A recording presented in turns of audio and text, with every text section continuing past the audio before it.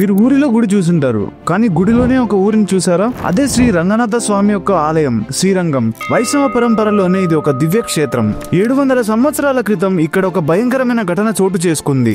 దాదాపుగా 12,000 మందికి పైగా ఈ గుడిని కాపాడడంలో వాళ్ళ ప్రాణాలని కోల్పోయారు. 1323 CEలో ఉలూగ్ ఖాన్ ఏకేఏ ముహమ్మద్ బిన్ తుగ్లక్ దక్షిణ భారతదేశంపై దాడి చేశాడు. వరంగల్ ని దోచుకున్నాక అతని కన్ను శ్రీరంగంపై పడింది. ఈ విషయం తెలిసి ఆ దేవాలయ పూజారులు, ఆచార్యులు, దాదాపు 12,000 మందికి పైగా భక్తులు గుడిని కాపాడడానికి ముందుకొచ్చారు. కొన్ని వేల మంది సైన్యంతో ఈ తుగ్లక్ శ్రీరంగంపై దాడి చేశాడు. చిన్న, పెద్ద, ముసలి, ముతకాని తేడా లేకుండా అందరినీ చంపుకుంటూ దోచుకుంటూ వెళ్లారు. శ్రీరంగం మొత్తం రక్తం ఏరులై ప్రవహిస్తుంది, కానీ ఏ ఒక్కరూ లొంగలేదు, అక్కడి నుంచి పారిపోలేదు. ఇది జరుగుతుండగా పిల్లై లోకాచార్యులు కొందరి శిష్యులతో కలిసి సాహసోపేతంగా గుడి ముఖ్య విగ్రహమైన రంగనాథ స్వామి ఉత్సవమూర్తిని గుడి నుండి బయటికి తరలించారు. ఈ తప్పించుకునే సమయంలో వెల్లాయి అనే ఒక దేవదాసి సైన్యం దగ్గరవుతుందని గ్రహించింది. ముస్లిం సైనికుల దృష్టిని మళ్లించడానికి తన అందం, తెలివి మరియు కళను ఉపయోగించి వాళ్ళ ముందు నృత్యం చేస్తూ పాడుతూ వారిని మంత్రముగ్ధుల్ని చేసింది. సైనికులు ఆమెను చూస్తూ ఉండిపోయారు. ఈ లోపు పిల్లై ఆచార్యులు తిరునల్వేలి వైపు వెళ్లారు.